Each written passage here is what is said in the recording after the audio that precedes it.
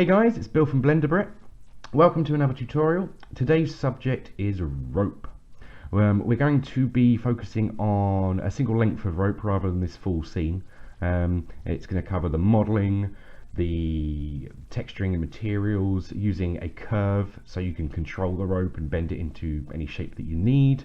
We'll then be finishing up with the particle systems, the little fine hairs, as well as the little straggly ends and whatnot that you can see there.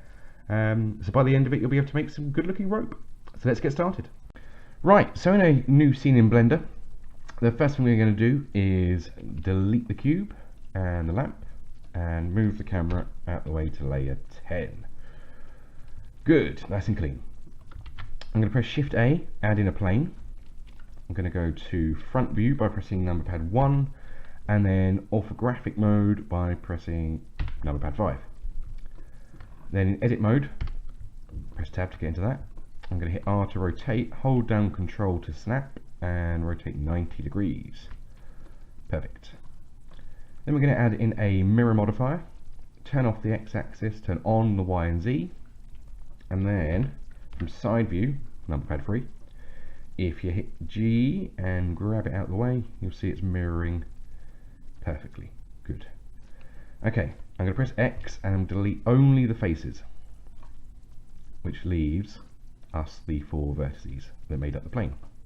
If I go into wireframe mode by pressing Z, I can now see them all. Awesome. And now I'm going to add in a subsurf modifier so we can see the shape of our rope strands, which is what we're making now. Cool. Now we want to bring these in a bit closer together, maybe something like that. Yeah, that looks good. Now another perfectly valid way to do this, and it's what you'd want to do if you're making it maybe as a game asset or something along those lines, or where typology is important, is you'd want to create this as one single shape, which you could do by applying this modifier and then manually connecting up the vertices, deleting out the middle bit, etc. The reason we're leaving it separate is it gives you more control later on. Once you've made the rope and finished the tutorial, you might want to do something where you've got a bit of the rope frayed or coming loose or stuff along those lines. Doing it this way will leave these strands as separate objects, well, not separate objects, but separate shapes within the object that you can modify easily. Anyway, enough chat, Bill. So from this sort of view, so we can see what we're doing, I'm going to press extrude, press X to lock it to the x-axis, and then press 2 for 2 blender units. No. Let's try that again. Extrude X2. Bam. Excellent. In fact, one thing I forgot to do, apply the mirror modifier. We need all these vertices. Good. Okay, so now I'm going to hit rotate X 45. So we've rotated along the x-axis 45 degrees, and now I'm going to repeat that step another 3 times. So extrude X2, rotate X45, extrude X2, rotate X45, extrude X2, rotate X45. Fun. And you can already see the rope shape starting to get there, can't you? Which is great. Next up, I'm going to turn on smooth shading. I don't think we need to check for the normals. It looks like the faces are all pointing out, but in case you've done it slightly differently, just to be on the safe side, select all your vertices and then hit recalculate under shading in UVs. Recalculate, and that will make sure that you haven't got the faces pointing in the wrong direction. You can visually tell if I flip for a second, you see this weird dark stuff going on. That's because your faces are the wrong way, basically. So recalculate will make sure the faces are pointing outwards. Okay, so next up is to add in a array modifier. We want to turn on merging and set the distance to 0.0001. And then we want to move the array modifier above the subsurf. Perfect. At this point, we can add to this array. Let's give it, I don't know, let's have 20 pieces to work with. For argument's sake, boom. Starting to get some rope. Now it's time to scale it down a little bit because this is huge. But we're not going to scale it down to realistic rope size because Blender does not handle really small objects without having to fiddle a little bit with like camera clipping distances and stuff like that. It's genuinely a pain. So we'll scale it down a bit, and then when you put it into your scene, you can always rescale the object to fit from there onwards. As a general rule, always stick to real world sizes if you can, especially when you're putting your scene together. But when you're editing any individual object to go into a scene, you don't have to worry about it as much. So to help us with scaling here, I'm going to add in a little guide. So we're going to add in a cube, and then press an N to bring up this side panel. I'm going to change the dimensions of the cube to be 0.1, and then we can scale. Do it in edit mode. Make sure your cursor is at the center. Shift S, cursor to center. Change the pivot point to 3D cursor, and then scale down like that. And make sure that the rope, we're not looking at the control vertices, but the actual shape we're going to have at that 0.1 blender unit, which will be about 10 centimeters, which is some pretty thick rope. Okay, let's get rid of our guide. I'm going to apply rotation and scale. That's Control A, apply rotation and scale, just in case I move that around and whatnot, because it will affect our particle settings. Okay, next step is to add in a curve to control the shape of the rope. Definitely a really powerful tool once you get used to using it.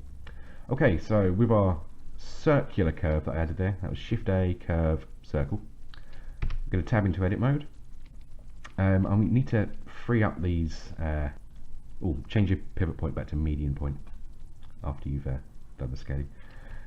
At the moment I can't rotate these things or move them around, which is not what we want, so press A to get them all selected, then press V and we'll use free. So now I can, if need be, rotate and change these around. Awesome. Okay, another thing we want to do here under tools is toggle cyclic, which just disconnects the loop, as it were, which is what we want in this case. Then with them all selected, Shift D to duplicate and just move them up a little bit. We'll just do a couple of these. Let's make 5 of them. Okay, now what we want to do is connect these up like so. You take the last part of the bottom one and connect it to the first part of the next one up. Hold down Shift to select the other one, then press F to fill the gap, and then repeat that process up the line. Ooh, it can be a little difficult to see what you're doing sometimes. There we go. Now I'm going to tab out of edit mode. You can see we've got that perfect kind of circular pattern going on. And now if I select the rope object, add in a curve modifier, again move it above the subsurf but below the array, and then under the target object we're going to hit this little, I think it's supposed to be a pipette, I'm not sure, and select the curve there. That puts the target object in for you, and you can see it's following the curve. So now when we turn the array count up, whoop, ta-da, we have some rope. I'm going to take that to about 150, give us a bit extra to play with, and now we just need to make some small adjustments to make it look a bit more realistic. So with that curve selected, tab back into edit mode, select them all, and scale along the X and Y axes. So press Shift Z to lock that one out, and then we can bring that in a little bit, like so. And then maybe scale them across the Z a bit to scratch it down. Now this will not deform your shape, it just changes the path, which is great. So you can kind of get it to look ropey. Bring that back down to the grid floor there. Get in there, awesome. Okay, now we just want to add in an end part. So we'll take this last control bit of the curve, hit extrude along the x-axis, bring it down there a little bit, Maybe take another one, and extrude that, and rotate it out a bit.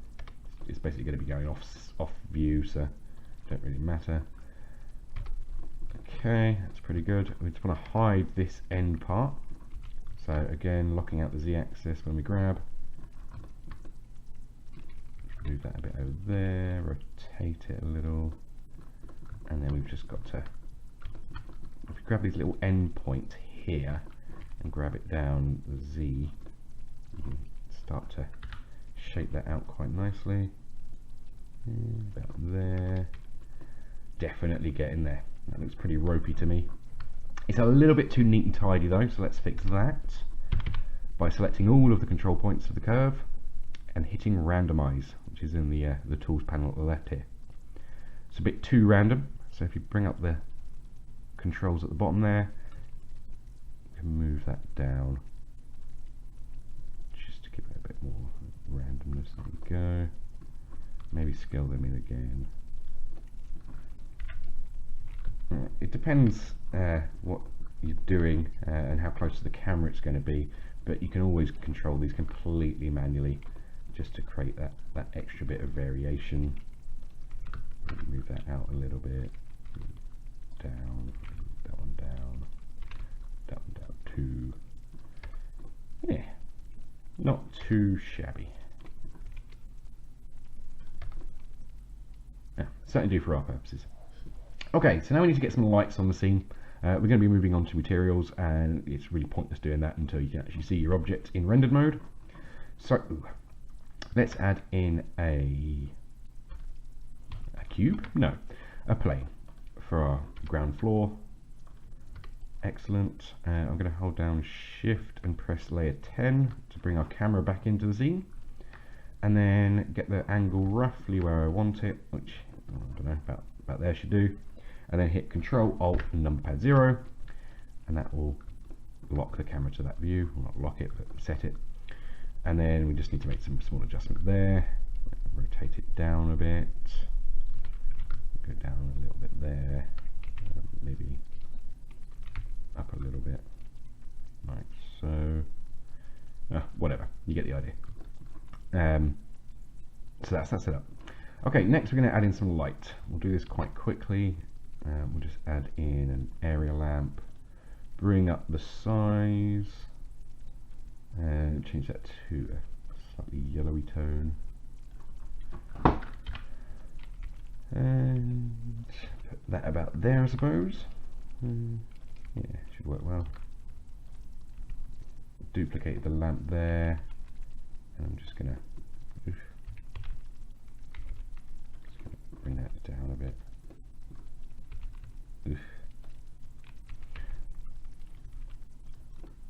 Whatever, you get the idea. I'm not spending too much time on the lighting here. I'm actually getting out of practice with quickly setting up lighting since I bought the or got the Pro Lighting Studio add-on that was released recently. God, it's good. Really saves time in things like this. You just literally just click a button there with that selected, and it puts all your lights in for you. Probably not ideal for every situation, but for quickly previewing to work on materials and stuff, it's such a time saver. I love it. I'll put a link in at the bottom of the video in case you've not heard of it.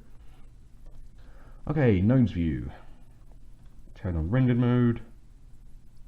Yeah, not bad. That'll do. Certainly good enough for us to work on. Now what we need to do now is unwrap this chap. Now the good thing about the curve modifier is the original shape of this is still a straight line. So when we come to calculate the UVs, it should be a nice straight line if all goes to plan. What we do need to do first though is apply the array modifier. So make sure before you get past this stage that you've got your rope pretty much exactly where you want it. You'll be able to make small adjustments to the curve, that's no problem, but you won't be able to change the length of the rope after this stage. So apply. Now when we tab into edit mode, you see what I was talking about there, the object's still a nice straight line, which is great. And what we want to do is go into the big mode, so you can see what I'm doing. Just changing the select mode from vertice to edge there to make it easier to see. and we're going to grab basically these middle edges. Alt, Shift and right mouse, and that one, and that one, and that one. And that's basically going to mark our seams right down the middle, so we won't see any texture tearing or stuff like that, because the seams will be out of view. So with those selected, hit Control E, mark seam, and select everything and hit Unwrap, U to unwrap. Go back to our UV image editor here, and let's have a look at how our UVs look. Perfect, that's not bad at all actually. Nice straight line. Great. Right, next step then is to work on the materials. Now we're getting some nice light catching the side here, so I'm going to use that as an area to focus on while we work on the materials. In fact, maybe while we work on everything. That's going to be a good angle. Yeah, lovely. Okay, so with the rope selected, hit a new material and we'll call it rope. Nice and original there. And the first thing we'll do is bring in a image texture of this rope. I'll link it in the bottom. It's from textures.com. I'm actually using the low resolution free one, and it works perfectly fine for this, so no need to spend any pennies there. Bam. Not exactly right yet, but at least we've got the texture in there. Now what we're going to need to do is tab into edit mode, and then from the UV panel we're going to scale it up first of all, scale it up some more, get in there, nice, and then we're going to rotate. We want the lines of the texture to be kind of following the path of the rope. Let's have a look. No, that's nasty. Go away. A bit more. Yeah, I think that looks alright. Let's just have a look from material view outside of edit mode. No, not quite.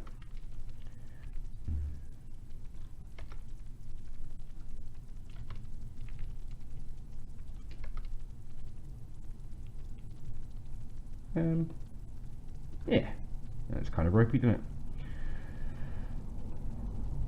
Now, this texture is mainly not going to be seen once all the particles are on there, but the way that we do the particles, things off in the distance will not generate hairs, so the underlying texture will be used instead, so it's important to get it looking roughly right, which that should do. So going back to our control view there, I'm going to go into rendered mode where we can see our texture. Good. Next up is to add a glossy shader and mix it in with a mix shader like so. That gives us a hideous amount of gloss. So first step in cutting that down a little is going to be to use the Fresnel node. I'm going to set it to the index of refraction for nylon.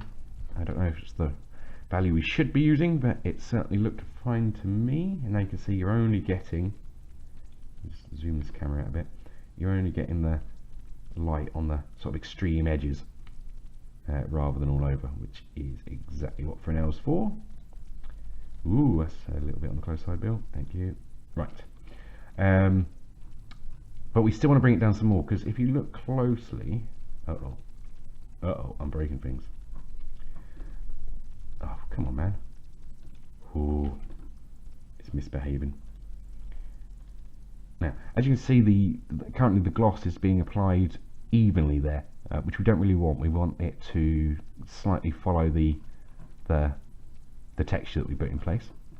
So the way to do that, add in another mix shader, feed this mix shader into the bottom of that one, and feed the diffuse from back here into the top. And then we're going to add in a color ramp to give us control over this texture, and then drop that in the mix value. And then straight away you'll see we're only getting glossy on the lighter parts of the texture, which is what we want. But we do want to bring it up a little bit, I think. So if you drag down this white value, that allows you to control the amount of gloss, and we want something about there. Nice. Okay, not far off now. We do need to add in a bump texture, so we'll do that next. Open textures. Aha. Change this one to non-color data, and add in a normal map. Feed that in there. Feed those into the free shaders up here. And we've got some bump going on. Nice. Now, if you are doing a bit of rope that is way off in the background of your scene, or a very small element, or if you have issues with a low performing PC, then the tutorial is just about done for you. We're going to be moving on to hair particles and whatnot, and for certain situations you just would not want to use them anyway. If your rope's off in the distance, you're not going to be able to see the individual hairs, so why bother modelling them?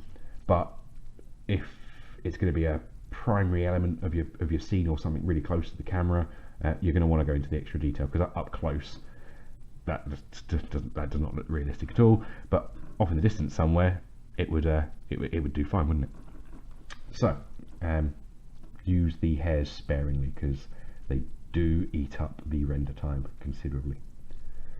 Okay, one last thing I'll do on this material though is add in a little bit of variation to the car,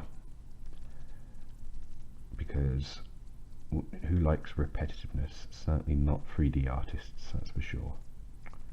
We want a noise texture, that's what we wanted. I was trying to think there. Come on, computer. Let's put this into material mode for a second. Speed things up. Good. I'll drop that into the diffuse just for a moment. That's not going to work in material mode, is it? Back to rendered mode. Okay, so you can see the noise texture is working perfectly. This doesn't follow the UV coordinates that we've made by default. Its default setting is generated coordinates, which is perfect for this sort of thing. If we lower this scale down to about a 1, yeah, that's nice. We get a nice distribution all over the rope there with the texture. And we're going to use this as a control to affect the saturation value of the main texture. Way to do that: first of all, we need to add in a color ramp. Change the black value here to a 0.7, which will mean the lowest the saturation value can be is 0.7. No, the value. Thank you. And then the highest it will be 1, i.e. its normal amount. You could make it a bit oversaturated, I guess, but I think this worked fine. So color, hue and saturation, drop the color into there, and then the color back into there, and then if we get this into our saturation value, bam, we have a little bit of variation. Now you can see it more extremely if I lower this, but then it's too desaturated in areas, which is not what we want, so we'll stick with our 0.7. It's a minor little thing, but it certainly does make a difference. So next up, now we've done that, is going to be to create the hair particles. So I'll go to our default view. I'm going to get rid of everything that isn't rope related for a moment. So lights, floor, camera's already there, move to layer 10, and then we'll just focus on layer 1, so we've just got our rope. Excellent. So, new particle system. We'll call this particle system rope hair. Yeah, that'll do. We'll set the value, we'll adjust this at the end to get it right, but for now we'll just set it to 10,000. Now there's a lot of figures here. I'm actually going to be cheating and reading them off a document I made, because it's just too much to remember. And bear in mind, these will only work to this exact scale that we've made the rope. If you've made your rope to a different scale, you'll have to adjust these accordingly. Right, so we're going to change to hair type, hit advanced, change the segments to, no, leave the segments at 5 in fact. Change the hair length to 0.004. Then we change the normal to 0.001 and the tangent to 0.002. rotation 0.45, random size 0.7. Excellent. Now, just to explain what we're doing here a little bit, because yeah, the numbers can be a bit on the daunting side. First of all, the normal amount is the direction of the hair, or the influence of the direction of the hair from the way the face is facing. Yeah, that sounds great, doesn't it? So let's say this face here, that face is pointing off in this direction, so if we just had a normal amount affecting the hair, it would come out exactly straight from the face. Think of a cartoon character that's just licked a light bulb or a light socket or whatever, and the hair's comically poking outwards. That's your normal value. The hair's straight out from the direction of the face. Whereas someone who hasn't recently licked a plug socket would have more of the tangent value, which is the direction, the flow of the face, rather than the direction the face is pointing, which is what we want a bit of in this instance, because we want the hairs to kind of follow the path of the rope. And what the rotation amount does is allow you to change which part of the face it's following, yeah, or which direction along the face that it's following. And we're using a mixture of the two because we do want the hairs to poke out a bit, but more so we want them to follow the direction of the rope, which is what we've set up there. I hope that makes some sort of sense. It's not the most fun thing to explain. Okay, we're going to turn on B-spline, 5 steps. I'm not going to give you a good explanation of B-spline because quite honestly it still confuses me. I just found this worked well. What we are also going to adjust is the cycle hair settings here. Now you've got minimum pixels, which is a really useful tool. We're going to set ours to 0.05, and what that will mean is if a hair or a child particle takes up less than 5% of a pixel, then it's going to be discounted and not rendered. What this will do is once the hairs reach that point where you wouldn't be able to really see them anyway, they're not going to be rendered, which will save on rendering time and memory resources, etc. So yeah, 0.05, the higher that value, the more obvious that effect's going to be to the point of it looking awful. But the higher you can get it without it looking bad, the better it's going to be for your rendering. We're going to leave the root at 1 and change the tip value, which I completely forgot, to 0.7. Excellent. And we'll change the scaling to 0.0003.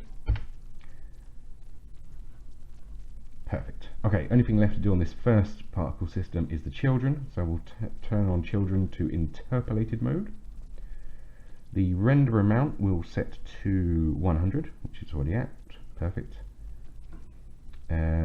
We will not be using clump. We will be using length and threshold. So we're going to change length to 0.7 and threshold to 0.5, and that's going to mean that all the child particles that are generated, 50% of them are going to be 70% of the length of the adult particles.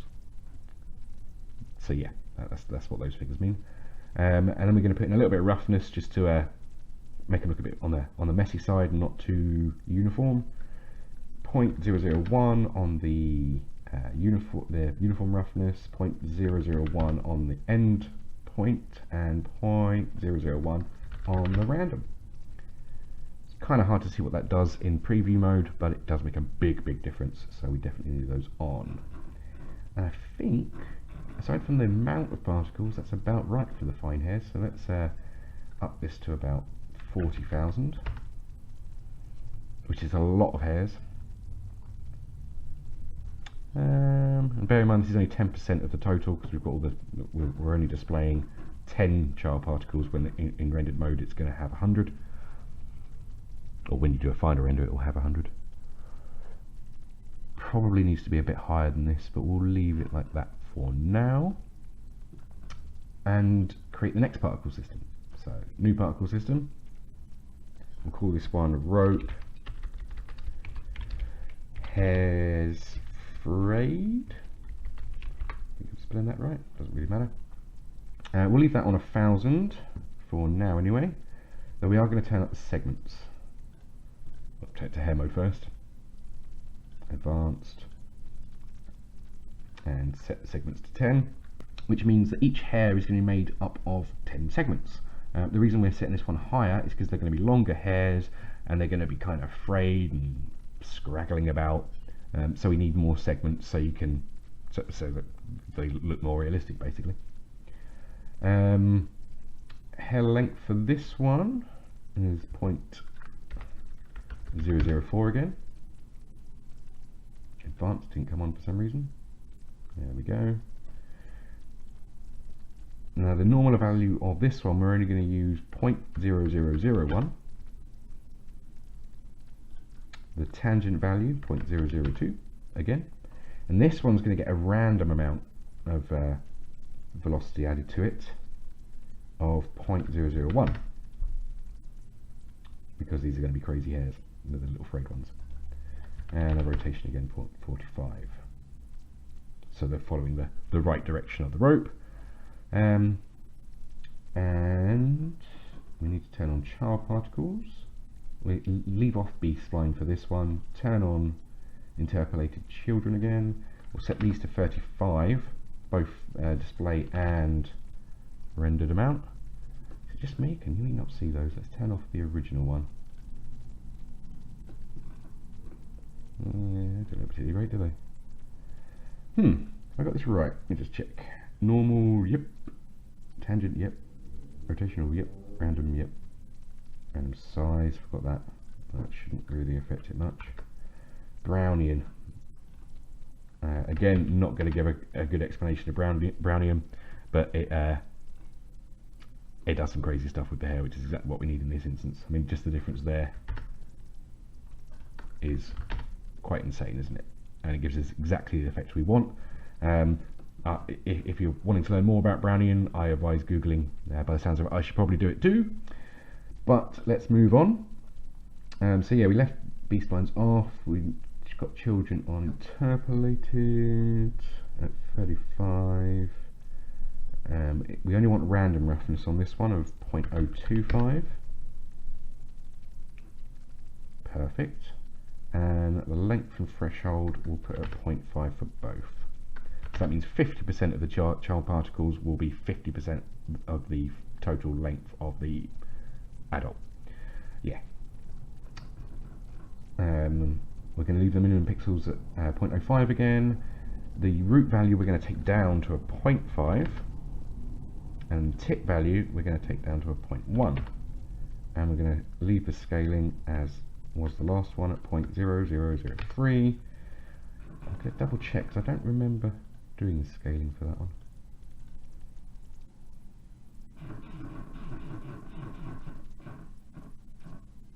No, I did. Good.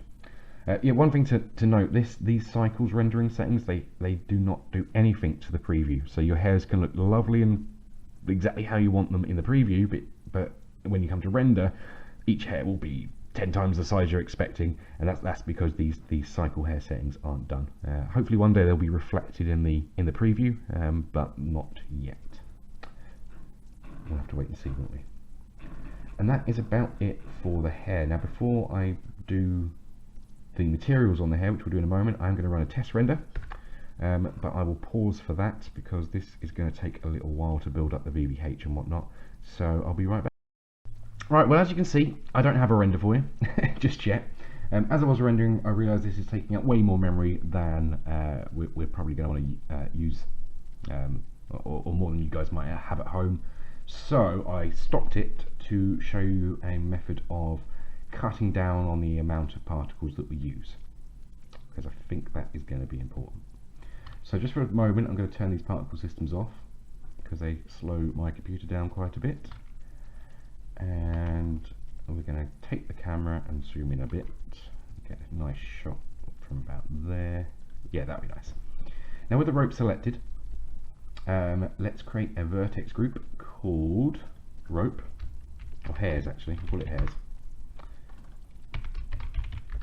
like so. And then I'm going to go from object mode to vertex paint, no, to weight paint, sorry. You've probably seen this method used with particle systems before, but in case you haven't, what we're going to do now is paint in the areas where we want there to be hairs,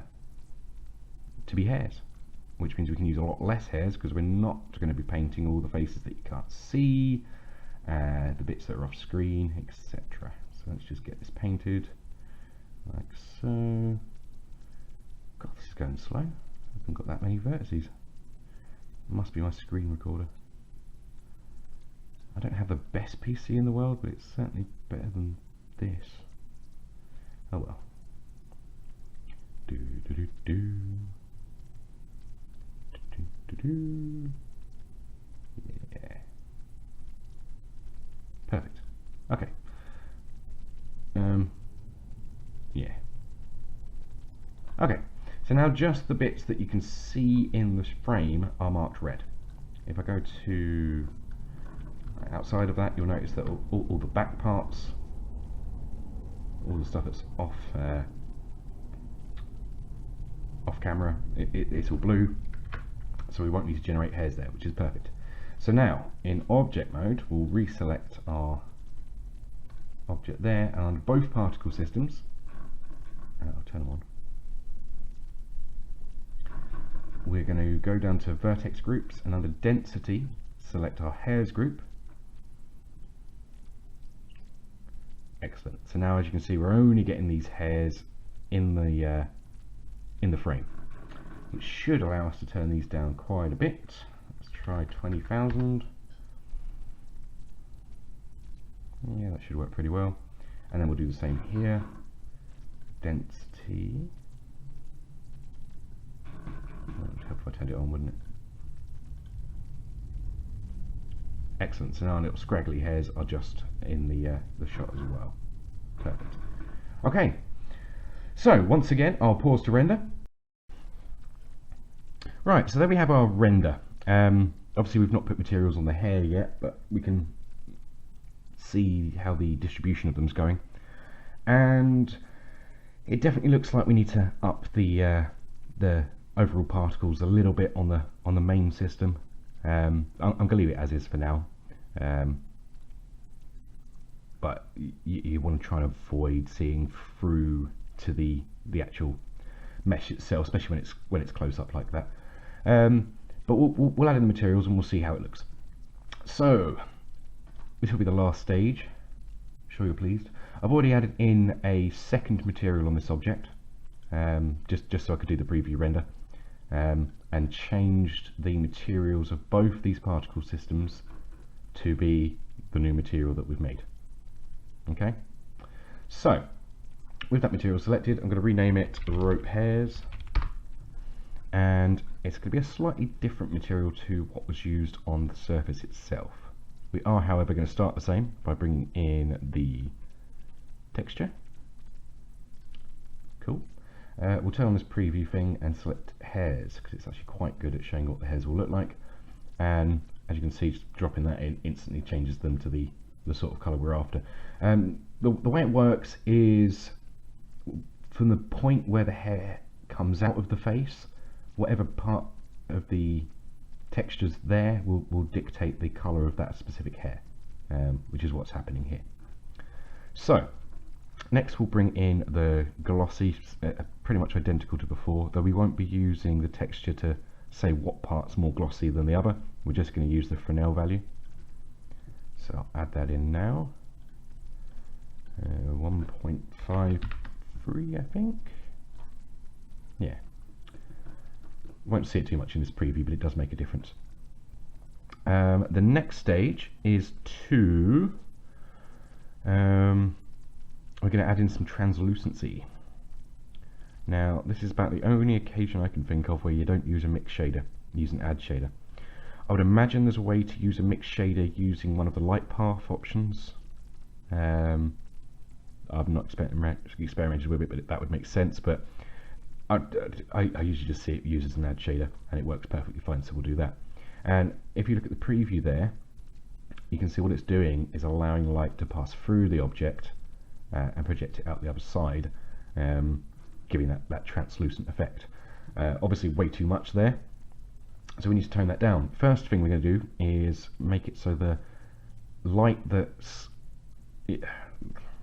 imagine a light ray is passing through the hair. It comes in, let's say, as a white value, or whatever colour the light is. By the default settings, which are white as well, it means that the light ray, that when it emerges from the hair, will still be white, which we don't want. We want it to take on the colour of the hair. So we'll do that. Good, looking good. Okay, next step then, we want two things. We want the colour of the hair to be darker at the base, and we also want it to be less translucent at the base, and we can do that in one nice easy move. We're going to take a hair node, and we're going to take a colour ramp, and then I'm going to show you what this does by plugging it into the diffuse quickly. There you go. So you can see what we're getting here, if I just use the diffuse for a moment, is the base of the hairs are black and the top is white. So we're essentially using this as a mask. If I bring the white value down, we get more white. If I bring the black value up, we get more black. And we actually want a bit more black. There we go. Yeah, that should make quite a good mask, both for discolouring the main texture and for controlling the amount of translucency. So we're now going to take a colour mix, and we're going to plug the mask into the base of it and the image into the top, and then we're going to plug that into both the diffuse and translucent shaders. Oh, I think I need a drink soon. And then this slider allows us to control the amount of the effect. So we're off, you get just the hair as we had it before, and as we bring this value up, well, that ain't right, is it? You want to change it to multiply. We don't want to take on the dark values. So yeah, with that off, no effect at all, and as we bring it up, it starts to bring in that dark value at the bases, which is perfect. And that should be that. We'll reconnect that there. Excellent. That hair's looking really good actually. That should work absolutely fine. Now what I'm going to do for this final render is take the camera in a little bit closer. I really don't want to add any more particles. This was already nearly maxing out my 16 gig of memory. If you've got less than that, you're going to have to tone these values down somewhat. Have less of the rope in shot if you want the same level of detail. You can cheat a little bit by, if you reduce the overall amount of particles and then increase the size of the particles by the same sort of general percentage, that's a very effective way of cutting down on memory. So let's say, as an example quickly, I'm not going to render it, but just so you can see what I mean. We've got currently 20,000 particles and a scale of 0.003. If I lower that to 10,000 particles and change that to 0.006, yeah, that should be right. The same amount of surface is going to be covered by hair. They're just going to look a little less realistic because they're bigger than you might want them. And you can experiment like that until you find a nice balance of realism with what your system's capable of. So, what was I even doing? Oh yeah, I was moving the camera. I'm going to turn these off again, select the camera, and get in a little closer so we can really see those hairs and the light catching them from the side there and whatnot. Yeah, maybe a bit closer. Yeah, that'd be nice.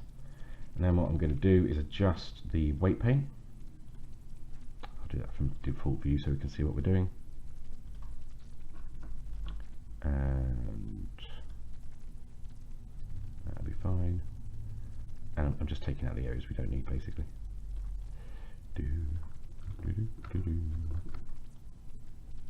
Almost there. You don't have to be too neat with these weight paints in most cases, which is really handy because I'm not neat when it comes to stuff like this.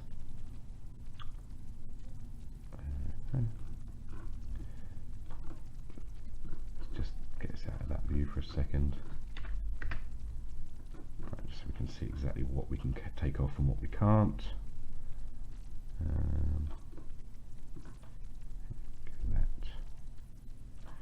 This way we can leave the particles at the same setting that they were. So we'll be using the same amount of memory, but we'll get a more dense effect because we're spreading them over a smaller area. Hopefully that makes some sort of sense. Right, that'll do. Okay, so that's rendered now.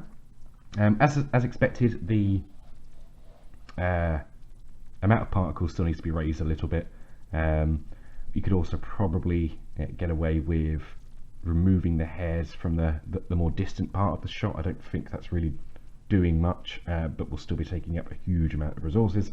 It is really a matter of fine-tuning and re-rendering, I'm afraid.